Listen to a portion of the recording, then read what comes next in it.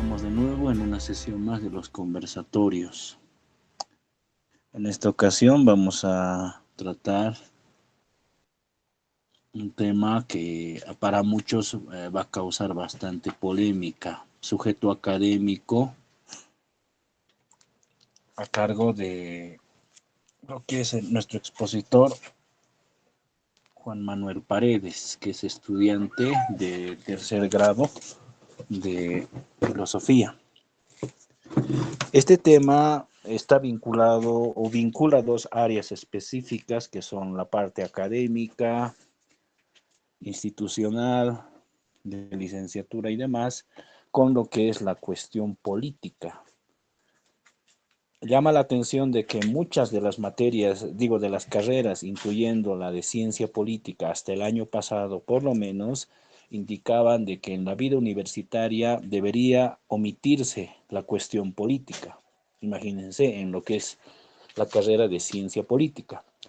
Por el lado de filosofía también hay ciertas corrientes que se dicen ser apolíticas cuando imparten sus materias y demás, y sin embargo por lo menos en la exposición y en el conversatorio que vamos a desarrollar ahora, tratamos de encontrar esos vínculos implícitos políticos que son propios de cualquier organización humana. No pueden omitirse. Incluso aquel que se llama apolítico necesita de una identidad política que rechazar para autoidentificarse. Y bueno, con esta corta introducción, cedo el micrófono a nuestro expositor. Juan Manuel, adelante. Bueno, muy buenas noches a todos los presentes. Ante todo, mi exposición no va a ser en primer lugar algo profundo, sino que es una invitación a todos para tratar de conversar sobre el rol de la universidad en la actualidad y cómo mucho de este fenómeno, de esta nueva idea que aparentemente es la idea política, que la voy a dividir en dos segmentos. La primera es la censura y al mismo tiempo la creación del sujeto político dentro de esta censura. En ese marco voy a tratar de empezar esta exposición con una pequeña cita que es en el prólogo, mejor dicho, en la introducción de la Revolución India de Reinaga, donde, tanto citando a Marcuse y como este pensador uruguayo Rubén Prieto, menciona dos puntos, que la revolución tiene que comenzar dentro de las aulas universitarias. Esta es una conjetura que nace a partir de los 50, 60, cuando inicia el bagaje político y tal vez lo que podríamos relacionarlo con Althusser, con los aparatos ideológicos específicamente.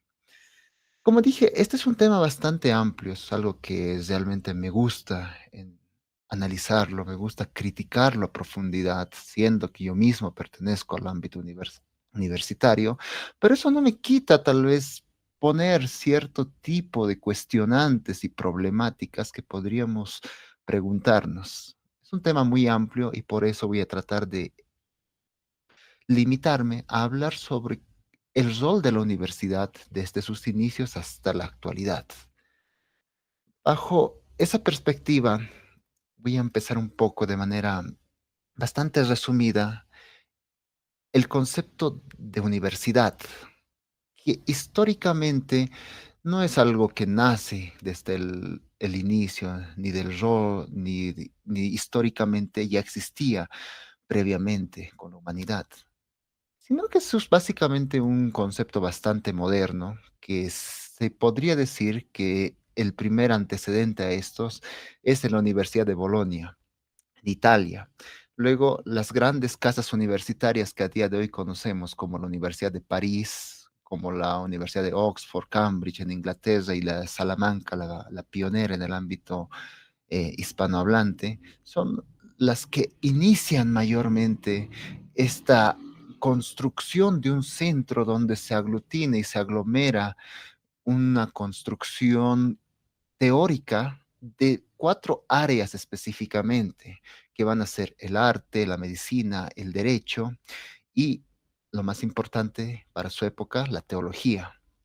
porque la teología va a ser algo fundamental en sus inicios, va a ser lo fundamental en el inicio político también, porque va a tomar un rol político ya desde sus inicios de la universidad, va a ser algo rector. Y asimismo, la universidad es algo que se introduce bajo un modelo de Estado. Entonces, previamente, antes que exista el Estado. Pero entonces, si es un instrumento del Estado, obviamente es un instrumento político.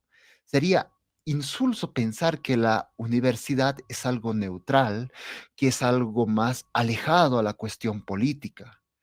Tanto las grandes instituciones como las universidades o la misma banca tienen este rol muy intrínseco. Sería ingenuo seguir pensando actualmente con este discurso que a día de hoy se nos ha mayormente inculcado, de pensar que la universidad es algo alejado del rol político, que simplemente es algo más propio de un conocimiento neutro, que es algo que voy a atacar en acá, porque la neutralidad no existe. No podemos crear un pensamiento neutro, porque incluso el pensamiento que se considera neutro ya está aplicando un saber político, ya está aplicando un conocimiento que puede ser aparentemente crítico, pero va a ser servil a una función.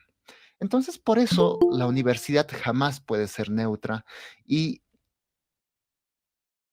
cómo se instituye este discurso de aparente neutralidad, de aparente, de una forma aparente, donde la universidad se convierte simplemente en un centro académico vinculado a las áreas más propias de la ciencia, la investigación, palabra más propia que a día de hoy lo asemejamos con la universidad?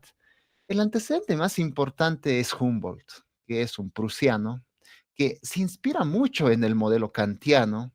Sin duda, Kant va a ser uno de los grandes impulsores también de la creación de la universidad moderna, porque a partir de acá se va a tratar de desvincular del fenómeno religioso y teológico. Simplemente se va a tratar de analizar el concepto la, del arte, de la medicina y el derecho, especialmente estas dos áreas que a día de hoy siguen teniendo ese predominio en el área universitaria. Ya eran las artes más propias de este fenómeno universitario que iba naciendo en el siglo XIX, en sus inicios. Pero ¿cómo se funda y qué en simples palabras se puede resumir este modelo de Humboldt? Se podría resumirlo básicamente en crear un modelo universitario en el que predomine cierta área de investigación, que predomine cierto tipo de conocimiento neutro que simplemente sería ajeno y buscaría tal vez un ideal más propio del iluminismo. El estudiante tendría que ser un alumno receptor de conocimientos que simplemente tendría que optimizarlo a la larga y de alguna manera tendría que ser un promotor en la creación de nuevas ideas, que obviamente todo esto tendría un fin teleológico, que al final tendrían que llevarnos a una construcción de un Estado ilustrado y a la perfección. Pero aquí falla este modelo de aparente neutralidad, de aparente llegada teleológica, y falla y se convierte en un instrumento que simplemente va a tener nuevas premisas.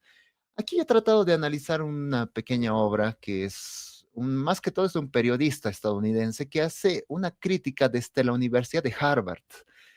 Y es bastante interesante este libro que se llama La Universidad en Ruinas, de este autor Bill Readings, que su libro inicia con una concepción que no es propia del modelo de Humboldt, pero sí tiene una pequeña aproximación.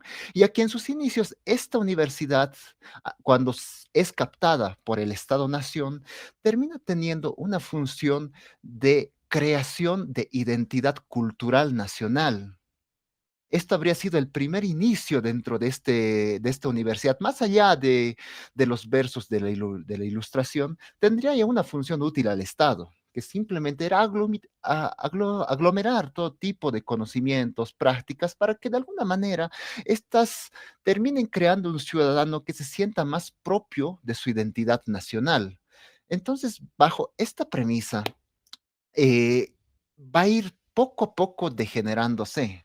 En primera instancia, este ideal de cultura y de nación va a ser reemplazado dentro de la misma universidad por un concepto de excelencia.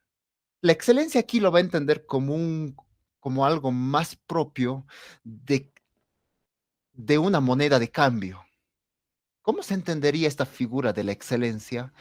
La excelencia básicamente es cuando el sujeto se convierte en o mejor dicho, la universidad convierte al sujeto en alguien que tiene que buscar esta figura de la excelencia, que es una moneda cuando éste va a tratar de intercambiarlo en el ámbito laboral y dentro de la misma estructura interna de la universidad le sirve para cambiar este tipo de roles con la parte administrativa, que es la siguiente fase que él configura, ya que el profesor habría perdido esta relevancia propia de la universidad y simplemente habría sido construida por el administrador, por aquel sujeto que simplemente viene, articula un plan de estudios, un programa y simplemente articula esto para librarse del trabajo de una manera más burocrática. Posteriormente, la universidad va a transformarse en algo más científico, más alejado al lado humano, más propio de un saber más aparentemente neutro. Y es aquí, en este punto de inflexión, donde aproximadamente llega a los 50, donde va a tener una proliferación las teorías críticas que van a tratar de problematizar esta visión universitaria. Pero aún así, este autor nos trata de mostrar esta evolución que va teniendo desde el discurso de la ilustración y cómo esto va a va a degenerarse con el tiempo hasta simplemente llegar a convertirse en una mera institución burocrática. Pero aún dentro de esta institución burocrática va a haber un rol político, va a existir una figura de un docente, de un maestro y de un alumno en los cuales se van a relacionar políticamente, ya sea entre sus relaciones dentro de la misma estructura y asimismo en sus relaciones como sujetos políticos. Y aquí es donde voy a tratar de encarnar un poco un aspecto más propio de la docencia académica, que es el docente.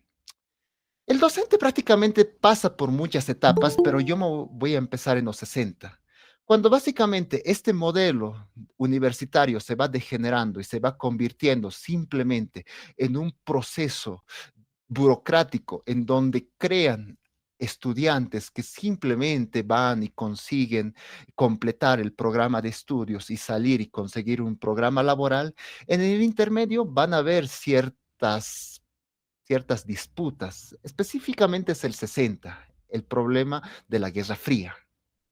Aquí aparece el rol del macartismo, que el macartismo de John McCarthy era una casa de brujas a cualquier idea que podría hacer favor hacia el comunismo.